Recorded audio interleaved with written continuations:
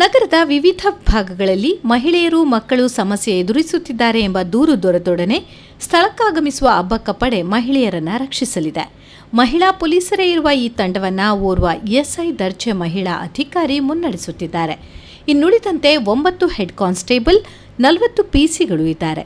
ಮಹಿಳೆಯರು ಇರುವ ಸ್ಥಳದಲ್ಲಿ ಯಾವುದೇ ಅವಘಡ ಅಥವಾ ಅನಪೇಕ್ಷಿತ ಘಟನೆ ಸಂಭವಿಸಿದಲ್ಲಿ 100 ನಂಬರ್ಗೆ ಕರೆ ಮಾಡಬಹುದು ಅಥವಾ ಸ್ಥಳೀಯ ಠಾಣೆಯ ಸಂಖ್ಯೆಗೆ ಕರೆ ಮಾಡಬೇಕು.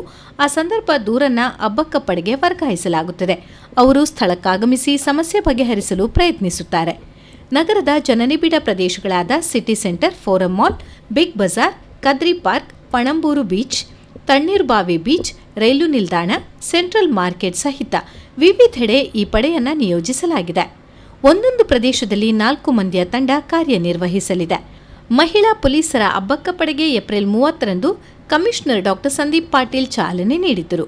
ಅದಾದ ಬಳಿಕ ಅಬ್ಬಕ್ಕ ಪಡೆ ನಗರದ ಬಹುತೇಕ ಭಾಗಗಳಿಗೆ ತೆರಳಿ ಕರ್ತವ್ಯ ನಿರ್ವಹಿಸುತ್ತಿದೆ.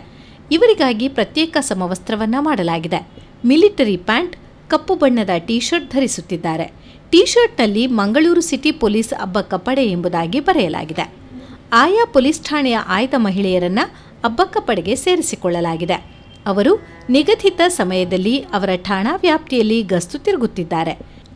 ನಗರದಲ್ಲಿರುವ ಶಾಲಾ ಕಾಲೇಜು ಬಳಿ ಅಸಭ್ಯ ವರ್ತನೆ, ಚುಡಾವಣೆ, ಮಹಿಳಾ ದೌರ್ಜನ್ಯ, ನೈತಿಕ ಪೊಲೀಸ್ಗಿರಿ, ಸರಗಳ್ಳತನ ಮತ್ತಿತರ ಪ್ರಕರಣಗಳನ್ನು ಹತ್ತಿಕ್ಕುವಲ್ಲಿ ಈ ಪಡೆ ಸಹಕರಿಸಲಿದೆ.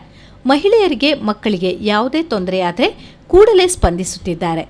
ದೊಡ್ಡ ಮಟ್ಟದ ಘಟನೆಗಳು ಆದಲ್ಲಿ ಪಿಎಸ್ಐ ಅಥವಾ ಆಯಾ ಠಾಣೆಯ ಮುಖ್ಯಸ್ಥರು ಅದಕ್ಕಿಂತ ಮೇಲ್ಪಟ್ಟದ ಅಧಿಕಾರಿಗಳಿಗೆ ತಿಳಿಸಬೇಕು. ಅಪರಾಧ ಸಂಬಂಧಿತ ಪ್ರಕರಣಗಳು ನಡೆದಾಗ ಆಯಾ ಪೊಲೀಸ್ ಠಾಣಾ ವ್ಯಾಪ್ತಿಗೆ ಬರಲಿವೆ.